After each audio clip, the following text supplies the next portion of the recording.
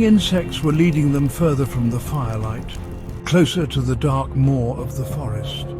Her maternal instincts were on high alert. She turned to Dasa, her voice a worried whisper that barely carried above the wind. "The babies are wandering too far, Dasa," she urged, her gaze fixed on the tiny, retreating figures. "Call them back." Her fear was a palpable thing, a mother's intuition sensing the invisible threads of danger that crisscrossed this desolate landscape, a premonition of what might lurk just beyond their sight. Dasa, weary from the hunt and the journey, placed a reassuring hand on Maya's arm. He tried to soothe her fears, perhaps his own as well. "They're just playing, Maya," he said, his voice low and tired. He glanced towards Dole, who lay near the fire, a massive, scaly guardian. "Dole's here. We're safe." His words were meant to comfort, to project an aura of security. Yet in the vast, indifferent wasteland under the pale, watchful moon, safety was a fragile illusion. His reassurance hung in the air, a stark contrast to the growing sense of foreboding that the scene carefully cultivated.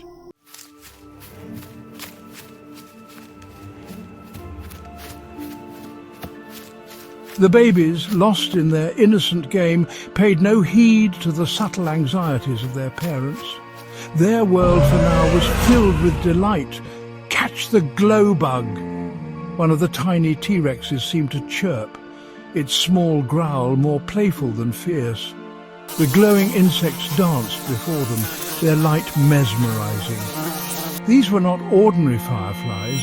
They pulsed with the same mystical energy as the great vines, tiny sparks of the forest's strange magic. Each flicker and dart was an invitation, a challenge to their youthful exuberance, drawing them ever onward, away from the relative safety of the fire. Their playful chase led them, step by tiny step, towards the ominous edge of the forest. The boundary was marked by the eerie, pulsing glow of the mystical vines. The light from these vines, combined with the allure of the insects, painted the babies in shifting, ethereal patterns. Their small forms were clearly illuminated, yet this visibility offered no protection. Instead, it made them stand out against the darkness, small beacons of life unknowingly approaching a threshold of great danger. The forest loomed, silent and watchful, its depths concealing unimaginable terrors from their innocent eyes. The camera's focus shifts, momentarily leaving the oblivious children. It lingers on Dasa and Maya. The day had been long, the hunt arduous. The constant vigilance required for survival in this world was exhausting. Dasa's reassurance to Maya seemed to drain the last of his alertness. His eyelids grew heavy. Maya, though still worried, leaned against him, seeking comfort and warmth. They began to drift into a restless, shallow sleep.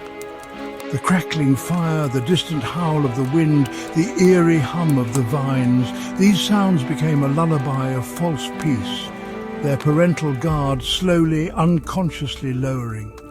Dole, the mighty protector, was also succumbing to weariness. She curled her massive body protectively near the dwindling fire, a formidable barrier of scales and teeth. Her sheer presence had always been a deterrent, yet even her senses were dulled by fatigue. The soft giggles of the babies had faded slightly as they moved further away, and the gentle rhythm of the wasteland night lulled her. Crucially, in this moment of shared exhaustion, she did not register the baby's gradual departure from the fire's immediate vicinity. Her great head rested, her eyes closed, oblivious to their silent, creeping absence.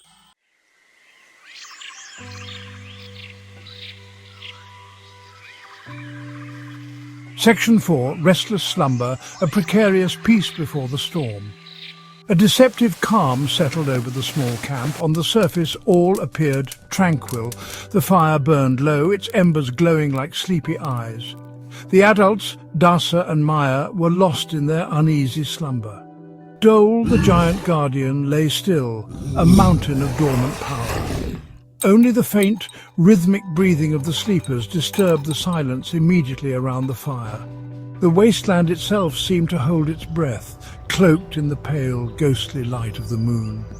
This quietude, was a fragile veneer, stretched thin over a chasm of impending dread, a silence pregnant with unspeakable possibilities. The pale moonlight, unfiltered by clouds, cast long, distorted shadows across the barren ground. The jagged rocks, scattered throughout the wasteland, took on monstrous forms in the dim light. They seemed to lean in, like silent, ancient sentinels observing the vulnerable family. The wind, though softer now, still whispered secrets as it snaked through the rocks and scrub.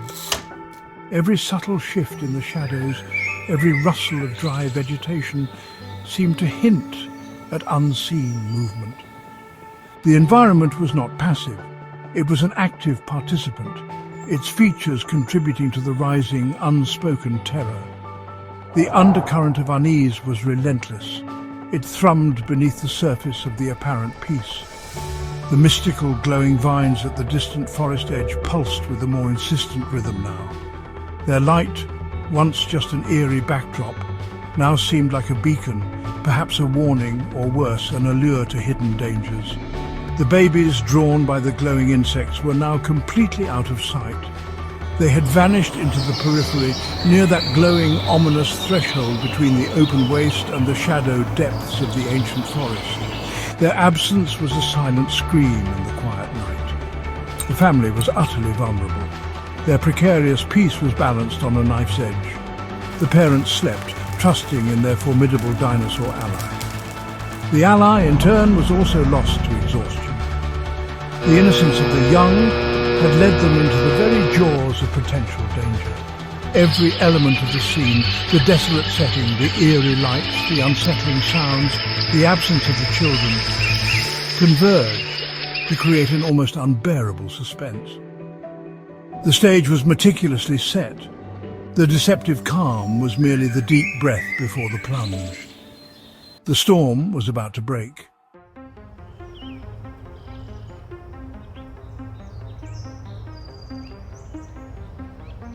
Section 1.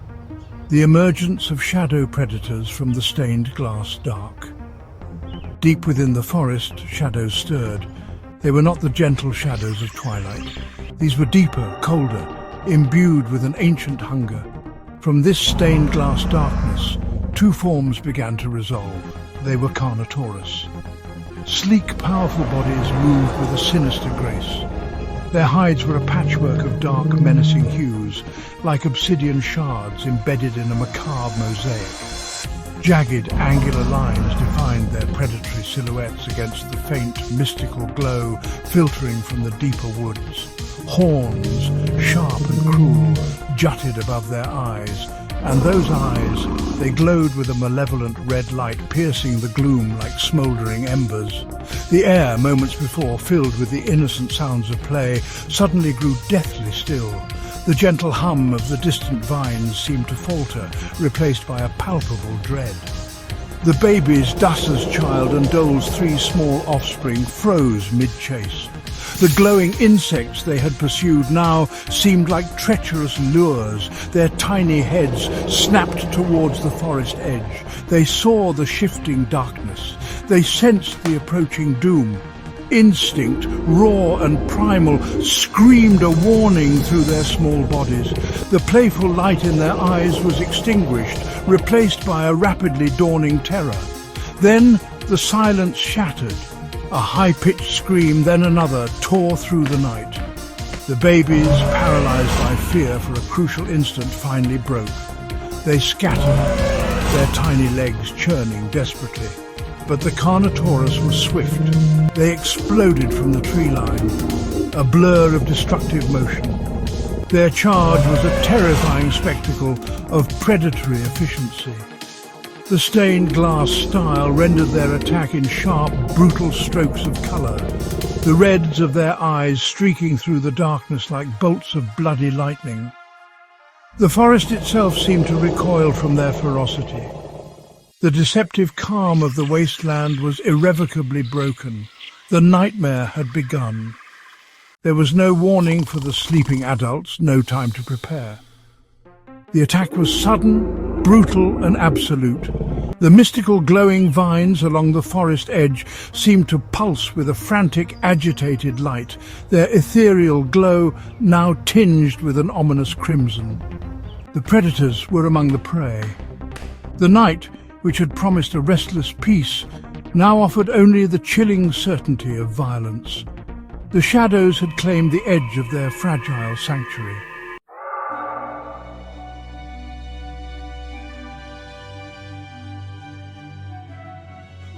Section 2. A Symphony of Screams. The first devastating losses. The first casualty was instant, a horrifying punctuation to the Carnotaurus's charge. One of the predators, a monstrous engine of destruction, lunged with terrifying speed.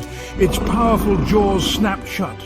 Dasa's child, the small human baby who had been chasing glowbugs with such delight, was caught. A single piercing cry, abruptly cut short, echoed across the wasteland. The sound was a sliver of ice through the hearts of the yet unaware parents. The vibrant life, so full of promise moments before, was extinguished with sickening finality. There was no struggle, only a devastating, silent finality. The stained glass visuals captured the horror with stark, artistic brutality. As the Carnotaurus struck, the world seemed to fracture into shards of deep crimson and stark black. These colours swirled around the predator, a visual representation of the bloodshed and the encroaching darkness. The mystical vines pulsed erratically, their light flaring bright red before dimming, as if recoiling from the sheer violence. The other babies shrieked, their terror amplified by the sudden, brutal loss of their playmate. The night was now filled with their desperate cries, a symphony of pure, unadulterated fear. The carnage continued with merciless speed. The second Carnotaurus, moving with terrifying coordination, targeted Dole's offspring. Two of the small T-Rex babies, clumsy in their panic, were unable to evade the onslaught. They were dragged down, their small bodies no match for the predator's overwhelming power.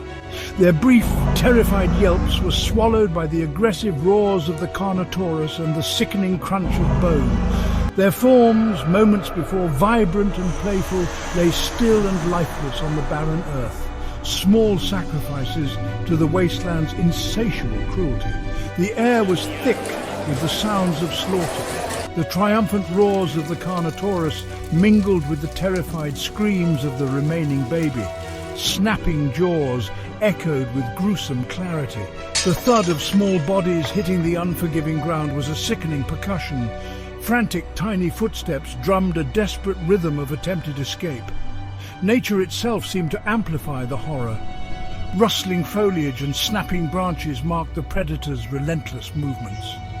The eerie hum from the glowing vines intensified, morphing into a distressed, discordant thrum, a lament for the fallen innocents.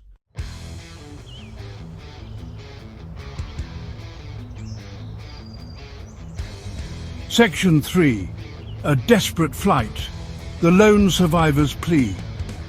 Only one of Dole's babies now remained.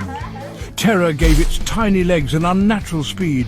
It fled, a small, desperate silhouette against the moonlit wasteland. It scrambled over jagged rocks and tangled roots, its small body heaving with exertion and fear. It shrieked, a continuous, piercing cry for help. "Mama, help!" The plea was raw, instinctual, a desperate call to the mother it believed could save it from the encroaching nightmare. Its tiny voice, filled with an agony no young creature should ever know, finally sliced through the fog of sleep that held the adults captive. Dasa was the first to stir. His eyes snapped open. The screams, inhuman and yet horrifyingly familiar, registered instantly. He sat bolt upright, his heart pounding with a sudden